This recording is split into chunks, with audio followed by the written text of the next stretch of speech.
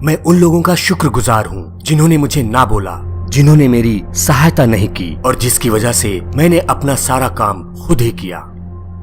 ये कहना था एक साइंटिस्ट का और ये कहानी है उसी जीनियस साइंटिस्ट की, Albert Einstein. Game of mind की सीरीज में अगर अल्बर्ट आइंस्टाइन की कहानी ना हो तो ये सीरीज अधूरी रहेगी। अल्बर्ट आइंस्टाइन अपने समय के बहुत ही प्रतिभाशाली यानी जीनियस इंसान थे। एक ऐसा इंसान जिसने मैथ और साइंस में ऐसा योगदान दिया जिसे बस मुट्ठी भर चंद साइंटिस्ट ही आज तक दे पाए हैं। कुछ लोग मानते हैं कि हम दुनिया को दो भागों में बांट सकते हैं। एक भाग है आइंस्टाइन के पहले की दुनिया और दूसरा भाग है आइंस्टाइन के बाद की दुनिया। और ऐसा मानने के पीछे एक वजह है। आइंस्टाइन ने दुनिया को 3 अक्षरों वाला एक फॉर्मूला दिया, E=mc², और इस फॉर्मूले ने साइंस को बदल दिया, साइंटिस्ट की सोच को बदल दी और इसी फॉर्मूले की वजह से हम अल्बर्ट आइंस्टाइन को जानते हैं। उन्होंने साइंस के क्षेत्र में बहुत बड़ा योगदान दिया और इसीलिए सन 1921 में उनको नोबेल पुरस्कार मिला। उन्होंने 300 से ज्यादा साइंटिफिक पेपर्स यानी वैज्ञानिक शोध पत्रों को प्रकाशित करवाया। सन 1999 में टाइम मैगजीन ने 20वीं शताब्दी यानी 20th सेंचुरी के 100 सबसे ज्यादा प्रभावशाली यानी इन्फ्लुएंशियल लोगों की लिस्ट जारी की और उसमें अल्बर्ट आइंस्टाइन को पर्सन ऑफ द सेंचुरी यानी शताब्दी पुरुष घोषित किया। जर्मनी में पैदा होने के बावजूद जर्मन लोगों से खतरा, हिटलर के डर से जिनको अपने देश को छोड़कर अमेरिका जाना पड़ा। अमेरिका में भी FBI उनके पीछे 20 सालों तक पड़ी रही और मृत्यु के बाद भी जिनके मस्तिष्क पर बहुत समय तक शोध चलता रहा। क्या सच्चाई थी इन सब के पीछे और इन सब मुश्किलों के बीच में कैसे अल्बर्ट आइंस्टाइन ने अपनी जिंदगी के मकसद को पूरा किया? उनकी जिंदगी से जुड़ी इन सब बातों और कहानियों को जानने के लिए मैं आपको इतिहास में करीब 150 साल पहले ले चलता हूँ।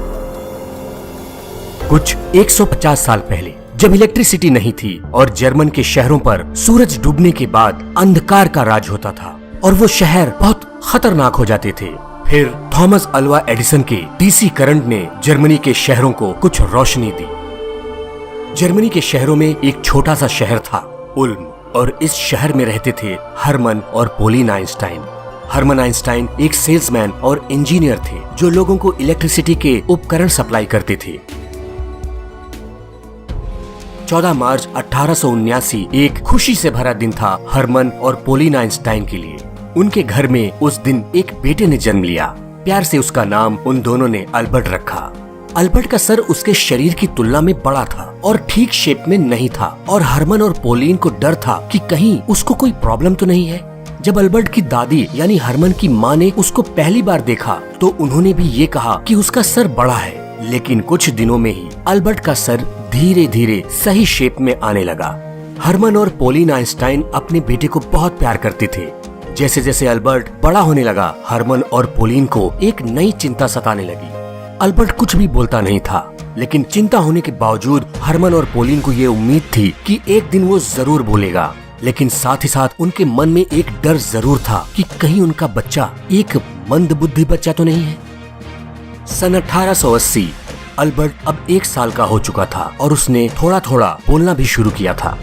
कुछ लोगों का कहना है कि उसने 4 साल के बाद बोलना शुरू किया और जब पहली बार वो बोला था तो उसके शब्द थे, the soup is too hot, soup बहुत गर्म है। जब हरमन और पोलिन ने उससे पूछा कि तुम पहले क्यों नहीं बोले, तो अल्बर्ट ने कहा कि अब तक सब कुछ ठीक चल रहा था। अल्बर्ट के साथ प्रॉब्लम ये थी कि वो लैंग्वेज यानी भाषा को जल्दी पकड़ नहीं पाते थे, जैसा कि दूसरे बच्चे जन्म के बाद करते हैं। ये प्रॉब्लम उसको 9 साल तक थी। वो सेंटेंस को अपने माइंड में दोहराता रहता था जब तक वो उनको ठीक से बोल नहीं पाता था। उसी साल यानी सन 1880 में हरमन और पोलिन उल्म से लगभग 160 किलोमीटर दूर म्यूनिक में जाकर रहने लगे। म्यूनिक में आइंस्टाइन के पिता और उसके चाचा जेकब ने एक कंपनी बनाई जो कि थॉमस अल्वा एडिसन के DC करंट के लिए इलेक्ट्रिकल इक्विपमेंट बनाती थी। आगे की कहानी सन 1881 से सन 1885 के बीच में से होके गुजरेगी। अल्बर्ट 2 साल का हुआ और तब उसकी बहन का जन्म हुआ। हरमन और पोलिन ने उसका नाम रखा माजा। अपनी एक छोटी बहन को पाकर अल्बर्ट बहुत खुश हुआ। अल्बर्ट दूसरे बच्चों के साथ घुल मिल नहीं पाता था। उनके साथ खेलता भी नहीं था और बहुत ही शांत रहता था। उसको खेलना कूदना अच्छा नहीं लगता था। आजादी बहुत पसंद थी उसको और वो हर तरफ शांति चाहता था। अल्बर्ट बचपन में अपने पिता से कहता था कि वो बड़ा होकर सेना में सिपाही नहीं बनेगा। जब वो रोड पर सेना के सिपाहियों को परेड करते हुए देखता तो उसको बहुत दुख होता था। उसको लगता था कि सेना के लोगों को आजादी से घूमने की इजाजत नहीं थी और उनकी लाइफ बस एक मशीन की तरह थी और युद्ध होने पर वो मर जाते थे। हिंसा और युद्ध से नफरत थी अल्बर्ट को। वो अपने बचपन में या तो अकेले या फिर अपनी बहन माजा के साथ खेलता और उसके खेल भी कुछ इस तरह के होते थे जिससे उसको कुछ सीखने को मिले। उसको घूमना बहुत पसंद था और नेचर यानी प्रकृति से लगाव बहुत था। नदी को, पहाड़ को, आसमान को देखकर उसके मन में बहुत से सवाल आते थे। ब्रह्मांड में छुपे रहस्यों को जानने की जिज्ञासा उसके मन में बनी रहती थी। धीरे धीरे ढेर सारे सवालों को लिए अल्बर्ट अब 5 साल का हो गया था और अब तक वो ठीक से बोलने भी लगा था। उसके बर्थडे पर हरमन ने उसको एक चुंबकीय दिक्सूचक यानी मैग्नेटिक कंपास दिया। ऐसा गिफ्ट पाकर अल्बर्ट को बहुत अच्छा लगा। वो मैग्नेटिक कंपास को देखता रहता और सोचता कि इसकी सुई हमेशा नॉर्थ यानी उत्तर की तरफ ही क्यों रहती है। उसको लगता था कि उसमें ऐसा कुछ जरूर होगा जो उसकी सुई को हिलाता है, पर वो मुझे दिखता नहीं। इस तरह के और भी सवाल अल्बर्ट के माइंड में आते रहते थे। कहानी अब 1885 से 1888 के बीच में से गुजरेगी। अल्बर्ट के 5 साल पूरा करने के बाद उसका एडमिशन म्यूनिक के एक कैथोलिक प्राइमरी स्कूल में करवा दिया गया। उसकी माँ पोलिन को म्यूजिक बहुत पसंद था और वो पियानो बहुत अच्छा बजाती थी। पोलिन चाहती थी कि अल्बर्ट भी म्यूजिक सीखे क्योंकि उनका मानना था कि म्यूजिक से जिंदगी में सुख और शांति आती है, आदमी का तनाव दूर होता है। और यही सोचकर उन्होंने अल्बर्ट को वायलिन बजाना सिखाना शुरू किया। स्कूल में भी म्यूजिक टीचर अल्बर्ट को वायलिन बजाना सिखाते थे। अल्बर्ट जब वायलिन बजाना सीख रहा था तो उसको प्रैक्टिस करना बिल्कुल अच्छा नहीं लगता था क्योंकि वो किसी चीज को बार बार करना पसंद नहीं करता था। शुरुआत में तो उसको म्यूजिक बिल्कुल पसंद नहीं था और एक बार तो उसने म्यूजिक टीचर पर अपनी चेयर फेंक दी थी, लेकिन फिर धीरे धीरे उसको म्यूजिक अच्छा लगने लगा। आखिरकार वायलिन बजाना सीख लिया अल्बर्ट ने और फिर म्यूजिक से उसको इतना प्यार हो गया जो प्यार उसकी पूरी जिंदगी भर बना रहा। अपने वायलिन का नाम अल्बर्ट ने रखा था लीना। म्यूजिक से जब प्यार हुआ अल्बर्ट को तो उसके बाद उसने कई सॉन्ग्स भी लिखे और उनको गाया भी। दोस्तों, अगर मैं आपको जीनियस साइंटिस्ट आइंस्टाइन की कहानी सुना रहा हूँ तो पढ़ाई और स्कूल का जिक्र तो आना ही चाहिए। 8 साल की उम्र में उसको लुइटपोल्ड जिम्नेजियम में डाल दिया गया। लुइटपोल्ड जिम्नेजियम को आज हम अल्बर्ट आइंस्टाइन जिम्नेजियम के नाम से जानते हैं। उसको स्कूल जाना अच्छा नहीं लगता था। उसको लगता था कि स्कूल में छात्रों की जिंदगी भी सेना के सिपाहियों जैसी ही होती थी, कोई आजादी नहीं। खुल के सोचना और सवाल करना पसंद था अल्बर्ट को। कोई विचार या किताब में लिखी कोई बात को बिना कुछ सोचे समझे मान लेना अल्बर्ट आइंस्टाइन को बिल्कुल पसंद नहीं था।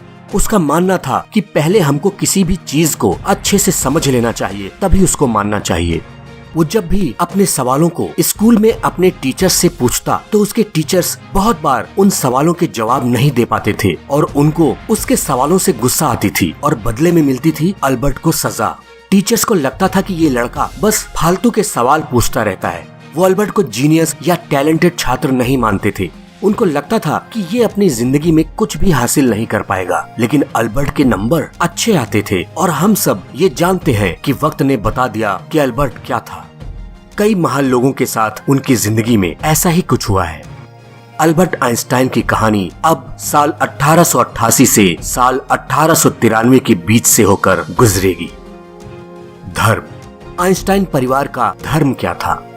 आइंस्टाइन परिवार यहूदी थे। यहूदी होना भी उनके लिए बहुत सी समस्याएं लेकर आया क्योंकि जर्मनी में ज्यादा संख्या में ईसाई थे और यहूदियों की संख्या बहुत कम थी। लेकिन अल्बर्ट धार्मिक किताबों को पढ़ता था।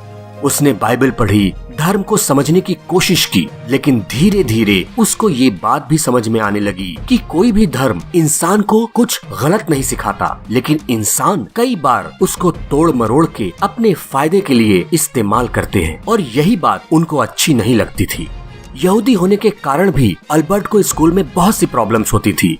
स्टूडेंट्स उसका मजाक उड़ाते थे और उसको परेशान करते थे क्योंकि वहाँ ज्यादा संख्या में ईसाई स्टूडेंट्स थे।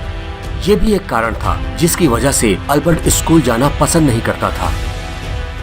मैं उस समय की बात कर रहा हूँ जब आइंस्टाइन बड़े हो रहे थे। चारों तरफ के इस तरह के वातावरण ने उसके ऊपर बहुत बुरा असर डाला और वो चुपचाप और अकेला रहने लगा। लेकिन उन सालों में उसका एक दोस्त बना, मैक्स टेलमे। वो भी एक यहूदी था और अल्बर्ट से उम्र में थोड़ा बड़ा था। वो अल्बर्ट को घर पे ट्यूशन पढ़ाने के लिए आता था। मैक्स टेलमे मेडिकल साइंस यानी चिकित्सा विज्ञान का स्टूडेंट था और वो अल्बर्ट को कई किताबें भी पढ़ने के लिए देता था। अल्बर्ट अपने दोस्त और ट्यूटर मैक्स टेलमे से साइंस और फिलॉसफी यानी दर्शन के बारे में सवाल करता। अल्बर्ट का इंटरेस्ट बचपन से ही मैथ और फिजिक्स में था और उसके सवाल भी ऐसे थे जिनके जवाब सिर्फ मैथ और फिजिक्स से ही उसको मिल सकते थे। ब्रह्मांड कैसे काम करता है, इस बारे में उस समय तक बहुत जानकारी उपलब्ध नहीं थी और ब्रह्मांड से जुड़े हुए बहुत से सवालों की खोज से ही अल्बर्ट का इंटरेस्ट फिजिक्स और मैथ में ज्यादा हुआ। अपनी उम्र के हिसाब से वो मैथ और फिजिक्स का नॉलेज दूसरे बच्चों से ज्यादा रखते थे। मैक्स टेलमे ने बताया था कि जब उसने 12 साल के अल्बर्ट को जियोमेट्री की टेक्स्ट बुक दी तो उसने उस बुक को एक ही गर्मी की छुट्टियों में पढ़ ली और उन्हीं छुट्टियों में उसने जियोमेट्री और अलजेब्रा भी सीखी। 12 साल के अल्बर्ट ने खुद से ही पाइथागोरियन थ्योरम की ओरिजिनल प्रूफ यानी मूल प्रमाण की खोज की।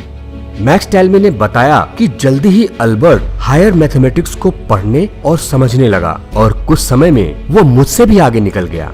जियोमेट्री और अलजेब्रा को गहराई से समझने में लग गया अल्बर्ट। उसको लगा कि नेचर यानी प्रकृति को एक मैथमेटिकल स्ट्रक्चर यानी गणितीय संरचना के रूप में समझा जा सकता है। उसने 12 साल की उम्र में कैलकुलस पढ़ा और 14 साल की उम्र में उसने इंटीग्रल कैलकुलस में महारत हासिल कर ली। जर्मनी के एक फिलोसोफर इमैनुअल कैंट ने क्रिटिक ऑफ प्योर रीजन नाम की एक किताब लिखी थी जिसमें उन्होंने मेटाफिजिक्स के लिमिट्स और स्कोप को बताया था। मेटाफिजिक्स फिलॉसफी का एक ब्रांच है। अल्बर्ट ने कैंट के क्रिटिक ऑफ प्योर रीजन किताब को पढ़ डाला। अल्बर्ट उस समय बस 13 साल का था लेकिन उसको कैंट की बातें पूरी तरह से समझ में आ गई थी। अल्बर्ट के अंकल जेकब भी उसके साथ रहते थे। वो एक इंजीनियर थे और अल्बर्ट को उनके साथ बहुत अच्छा लगता था क्योंकि जेकब की वजह से ही अल्बर्ट की रुचि मैथ में बढ़ी थी। जब अल्बर्ट को बीजगणित यानी अलजेब्रा समझ में नहीं आ रहा था तो जेकब ने उसको बहुत ही सिंपल तरीके से अलजेब्रा समझाई थी। जेकब ने बताया कि अलजेब्रा बहुत ही मजेदार विषय है। उसमें हम एक छोटे जानवर का शिकार करते हैं। उस जानवर का नाम हमको नहीं पता इसलिए हम उसको एक्स कहते हैं। फिर जब हम उस जानवर का शिकार करके उसको पकड़ लेते हैं तो हम उसे सही नाम देते हैं। यही होता है अलजेब्रा यानी बीजगणित में। अल्बर्ट के लिए उनका घर ही सबसे बड़ा स्कूल था जहाँ पर उसने बहुत कुछ सीखा। साइंटिफिक एक्सपेरिमेंट यानी वैज्ञानिक अनुसंधान करने की प्रेरणा भी अल्बर्ट को घर से ही मिली और इसमें उसका साथ दिया था उसके पिता और चाचा ने, क्योंकि वो चाहते थे कि अल्बर्ट भी बड़ा होकर इंजीनियर बने और वो ये भी जानते थे कि अल्बर्ट का स्वभाव क्या है और साथ ही साथ वहाँ यहूदियों को कितनी समस्याएं थी। इसलिए स्कूल में अगर अल्बर्ट के मार्क्स किसी सब्जेक्ट में कम आते थे तो वो उसको कुछ भी नहीं बोलते थे। साल 1894, 13 साल के हो चुके अल्बर्ट के पिता हरमन और चाचा जेकब की कंपनी ने म्यूनिक में इलेक्ट्रिक सप्लाई करने के लिए एक बिड यानी बोली में हिस्सा लिया, लेकिन वो काम उनको नहीं मिला। उनके पास इतना पैसा नहीं था जिससे वो डायरेक्ट करंट यानी डीसी के उपकरणों को अल्टरनेटिंग करंट यानी एसी के मुताबिक बदल सकें। अल्बर्ट के पिता हरमन और चाचा जेकब की कंपनी को बहुत नुकसान हुआ और उन्हें अपनी म्यूनिक की कंपनी को बंद करना पड़ा। नए बिजनेस की तलाश में आइंस्टाइन परिवार को इटली के मिलान शहर में जाना पड़ा और फिर वहाँ से कुछ महीनों बाद वो पैविया चले गए। लेकिन अल्बर्ट को म्यूनिक में ही रुकना पड़ा और लुइटपोल्ड जिम्नेजियम स्कूल में अपनी पढ़ाई पूरी करनी पड़ी। अल्बर्ट अपनी फैमिली के चले जाने के कारण बहुत उदास रहने लगा। उसको लुइटपोल्ड जिम्नेजियम पसंद नहीं था, लेकिन जर्मनी का वही बड़ा स्कूल था जहाँ स्टूडेंट्स अपनी पढ़ाई करके किसी यूनिवर्सिटी में पढ़ने के लिए तैयार हो पाते थे। अल्बर्ट के पिता चाहते थे कि वो इलेक्ट्रिकल इंजीनियरिंग में डिग्री हासिल करे, लेकिन लुइटपोल्ड जिम्नेजियम स्कूल में पढ़ते हुए एक बार अल्बर्ट स्कूल अथॉरिटीज से भिड़ गए और उन्होंने स्कूल के टीचिंग मेथड का कड़ा विरोध किया। अल्बर्ट कहता था कि यहाँ पर हमको सिर्फ रटाया जाता है, हमारी क्रिएटिव थॉट और किसी चीज को सही ढंग से सीखने के लिए कोई कुछ नहीं सोचता। अल्बर्ट उस स्कूल में एक दिन भी पढ़ना नहीं चाहते थे और दिसंबर 1894 में वो बीमारी का बहाना करके पैविया में अपने फैमिली के पास चले गए। अल्बर्ट को इटली बहुत अच्छा लगा। इटली में बड़े बड़े संग्रहालय, देखने लायक खूबसूरत जगहें और कला और सांस्कृतिक केंद्र भी थे जो अल्बर्ट को बहुत अच्छे लगे और उसको यहाँ पढ़ने और सोचने के लिए बहुत कुछ मिला। वो संगीत सुनता, पहाड़ों पर चला जाता और नाव भी चलानी सीखी। अल्बर्ट कहता था कि उसका इटली में गुजरा हुआ वक्त बहुत अच्छा था। अल्बर्ट ने साल 1894 में अपना पहला रिसर्च पेपर लिखा जिसका टाइटल दिया था उसने on the investigation of the state of the ether in a magnetic field. 15 साल के थे वो। उसने इस रिसर्च पेपर को अपने अंकल सीजर कोच को पढ़ने और अपनी एक्सपर्ट राय देने के लिए भेजा। साथ ही साथ उसने एक छोटा सा नोट भी लगाया और उसमें लिखा कि मुझे बुरा नहीं लगेगा कि अगर आप मेरे रिसर्च पेपर को नहीं पढ़ते हैं, लेकिन कम से कम आप ये जरूर देखेंगे कि मैंने लिखने की कोशिश एक अच्छे राइटर के जैसे की है जो मैंने अपने माता पिता से सीखा है। साल 1895, अल्बर्ट 16 साल के थे। घर वालों ने उससे कहा कि अब तुम बड़े हो चुके हो, अब तुम्हें अपनी जिंदगी के बारे में सीरियसली सोचना चाहिए, तुम एक इलेक्ट्रिकल इंजीनियर बनो। अल्बर्ट ज्यूरिख में स्विस फेडरल पॉलिटेक्निक के एंट्रेंस एग्जाम में बैठा। उस एग्जाम में वो फेल हो गया क्योंकि उसको भाषा, बॉटनी और जूलॉजी में कम मार्क्स मिले। इसके पीछे एक वजह फ्रेंच लैंग्वेज का होना भी था। अल्बर्ट को तब तक बहुत ज्यादा फ्रेंच नहीं आती थी, लेकिन उसके मार्क्स फिजिक्स और मैथमेटिक्स में अच्छे आए। स्विस फेडरल पॉलिटेक्निक के प्रिंसिपल ने अल्बर्ट को सलाह दी कि तुमने मैथ्स और फिजिक्स में अच्छे मार्क्स लाए हैं, इसलिए अगर तुम स्विट्जरलैंड के आराउ जगह में स्थित आर्गोवियन कॉन्टिनेंटल स्कूल में 1 साल की पढ़ाई करो तो तुम इस एग्जाम को जरूर पास कर लोगे। प्रिंसिपल की सलाह पर अल्बर्ट ज्यूरिख से 20 मील दूर आराउ चले गए अपनी सेकेंडरी स्कूलिंग को कंप्लीट करने।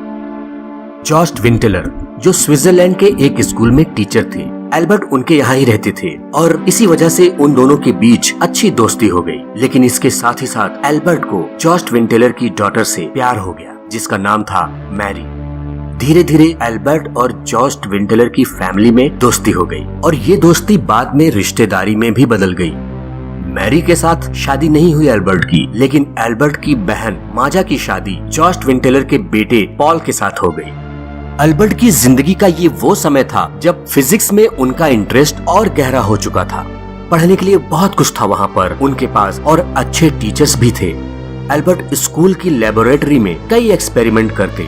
वो सोचते थे कि क्या मैं रोशनी के किरण को पकड़ सकता हूँ। अल्बर्ट खुद से यही प्रश्न पूछते थे और बाद में इसी प्रश्न ने उनके रिलेटिविटी यानी सापेक्षता के सिद्धांत को जन्म दिया था।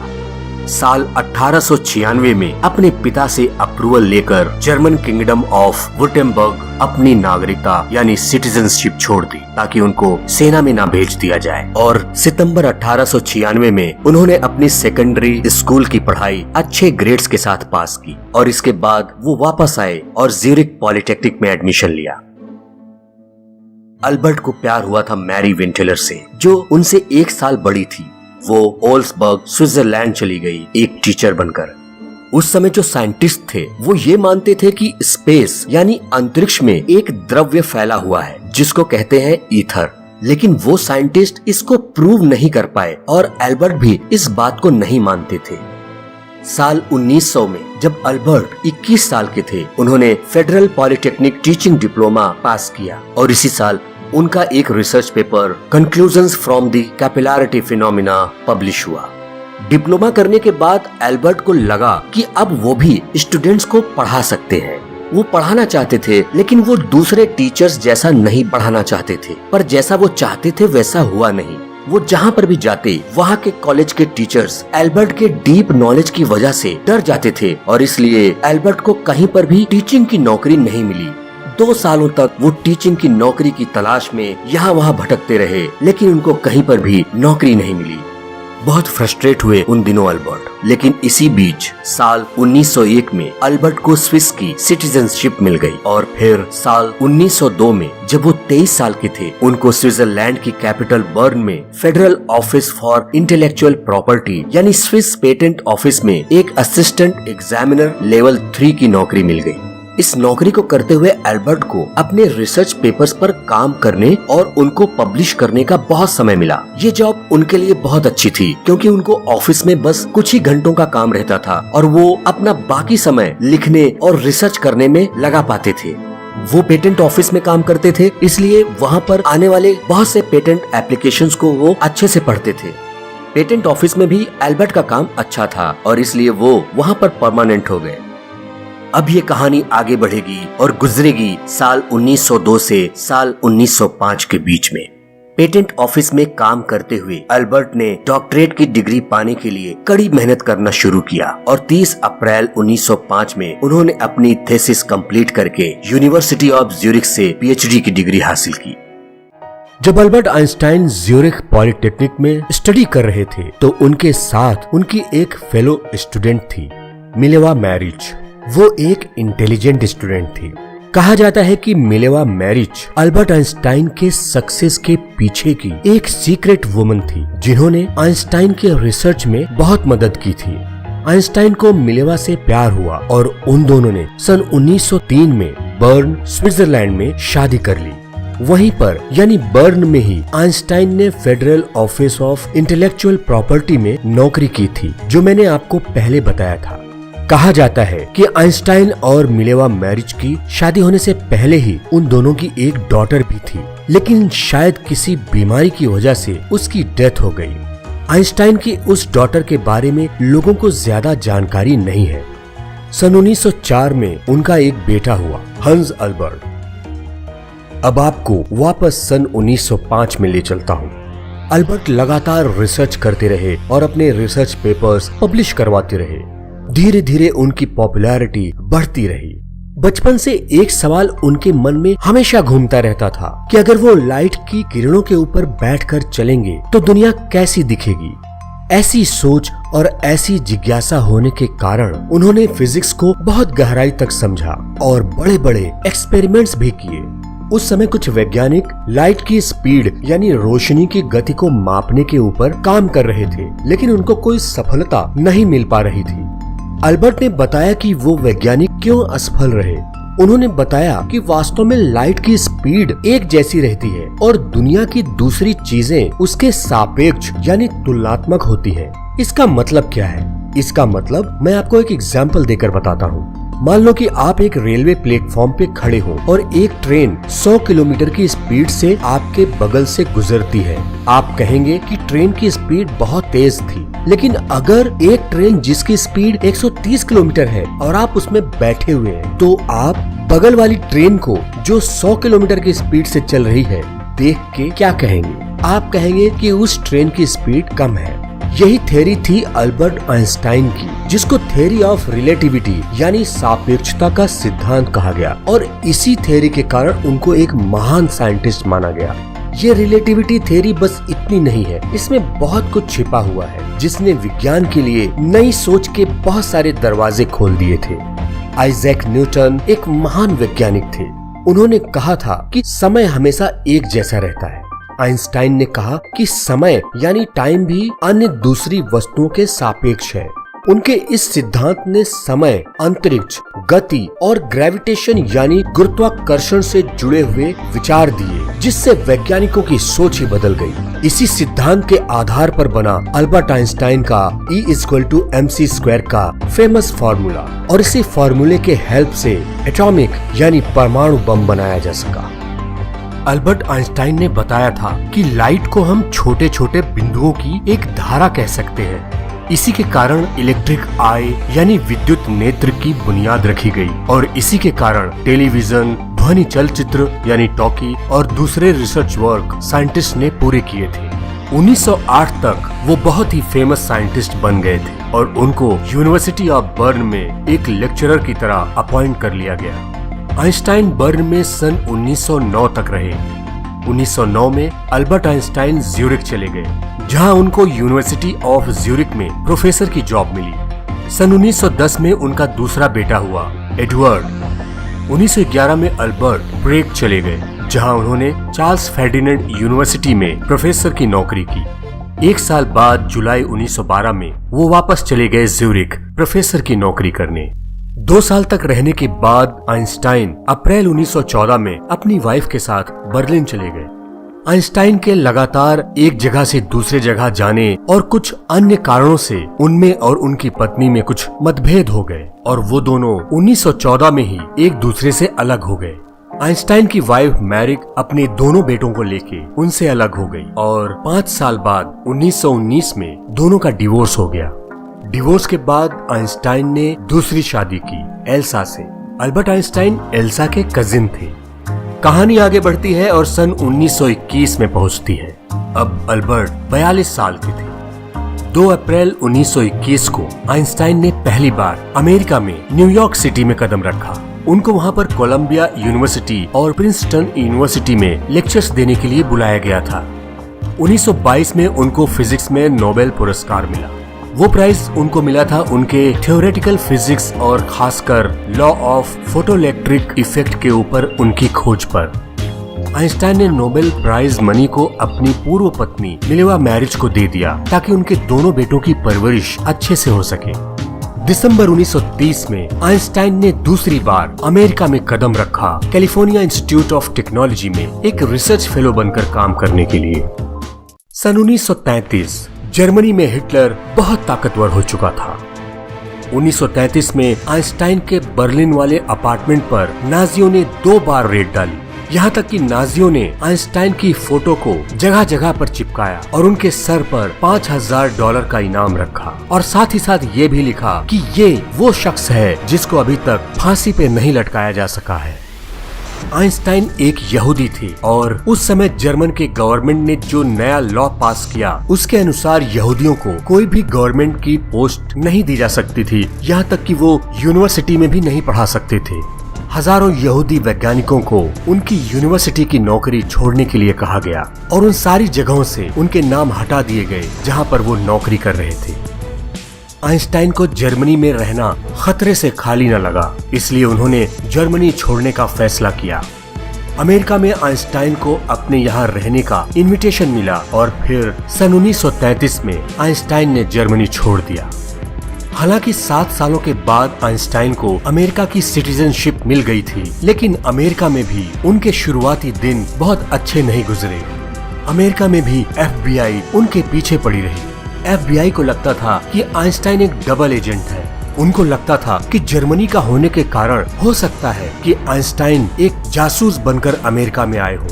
जब फ्रीडम ऑफ इंफॉर्मेशन एक्ट के तहत FBI ने अपनी इन्वेस्टिगेशन की रिपोर्ट पब्लिक के सामने रखी तो लोगों को ये पता चला कि उन्होंने आइंस्टाइन के ऊपर 177 पेजों की एक रिपोर्ट बनाई थी, जिस रिपोर्ट में FBI ने ये शक जाहिर किया था कि आइंस्टाइन बहुत खतरनाक व्यक्ति हो सकते हैं। 1933 के बाद लगभग 22 सालों तक, यहाँ तक कि अमेरिका की सिटीजनशिप मिलने के बाद भी FBI आइंस्टाइन पर लगातार नजर रखी थी। अगर ये वीडियो पसंद आया है तो प्लीज इसको लाइक और शेयर करना ना भूलें और अगर आप इस चैनल पर नए आए हो तो प्लीज इसको सब्सक्राइब कर लीजिए और नीचे बेल आइकन को हिट जरूर कर दें ताकि जब भी मेरी कोई वीडियो अपलोड हो तो आपको उसका नोटिफिकेशन मिल जाए और आप मेरे वीडियोस को मिस न कर सकें। आपके प्यार और सपोर्ट के लिए thank you so much friends.